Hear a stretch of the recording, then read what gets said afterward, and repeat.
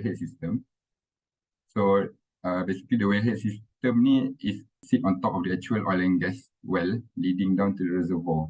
So wellhead may also be an injection well used to inject water or gas back into the reservoir to maintain pressure and level to maximize production. So if we're talking about well ni, it's not about minyak yang keluar daripada well tu tau. Dia boleh jadi juga fluid, which is gas ataupun water that we have to inject back the fluid into the reservoir. You must know how to differentiate between producer and also injector. So those are through well. Well is basically conjunction with Christmas tree assembly that provide a means of supporting various casing and tubing.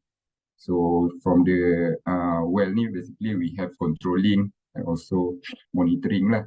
So that the controlling and monitoring tu will be based on the reservoir punya requirement or input before we send the hydrocarbon from the well into the platform. So talking about well ni, there are three main component lah, which is casing head, casing spool, tubing head, and also the Christmas tree.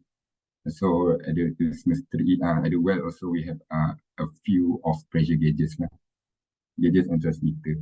Let me show how flow lah, kalau you guys want to understand more on where the hydrocarbon will go from the well. Okay, so this is the well.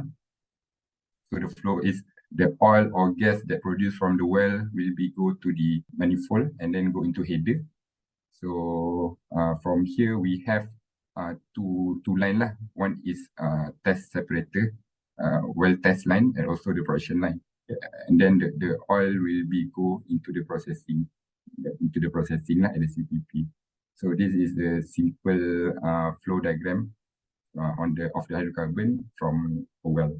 Okay, so this is the composition of a wellhead. So like I mentioned before, there are four main component in the wellhead system. So the first one is the casing head.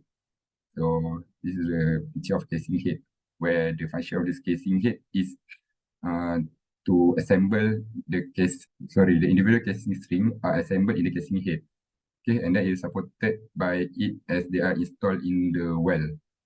All right, and then the casing spool is bolted and top of the casing head housing. Its purpose is to centralize the production tubing inside the production casing and seal the top of the annulus between them.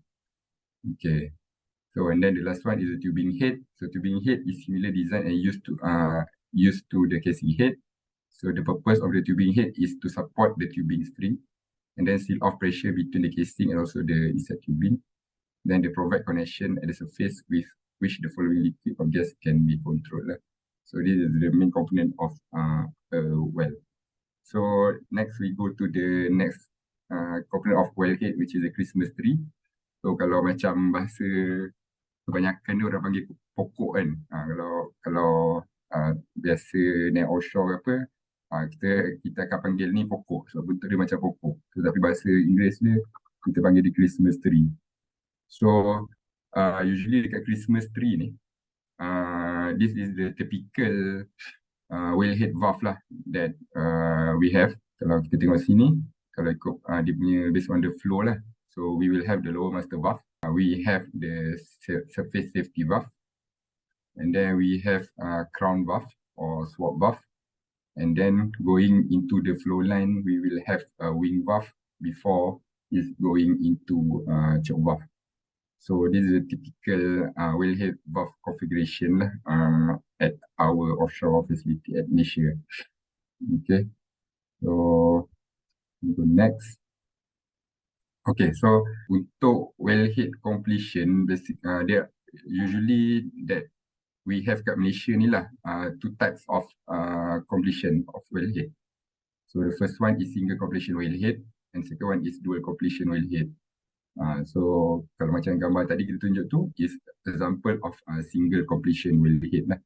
So apa beza dia? Maknanya kalau dekat sini ada satu well je lah yang berada dalam satu wellhead ataupun dalam casing tu. While for dual completion ni, we will have two types of we will have two well ataupun two tubing inside one completion. So that's the difference between single completion and also dual completion wellhead.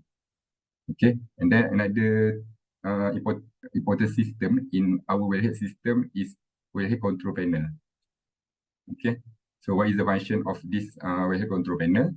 So we use this wellhead control panel to control our well.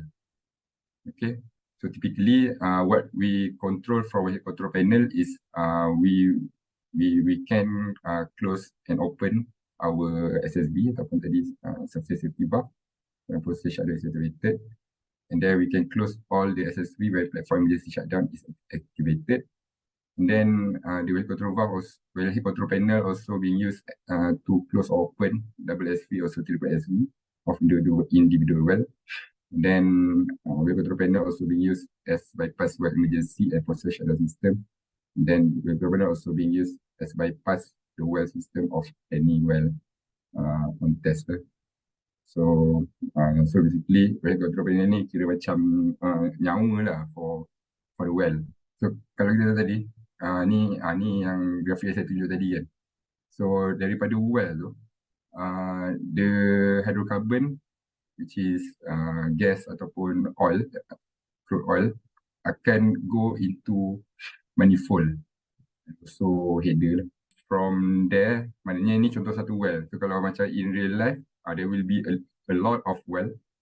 So those well will be produced and commingled into the manifold and then go into the header before being further processed at the central processing or CPP. Okay, so this is how typical well punya flow diagram lah.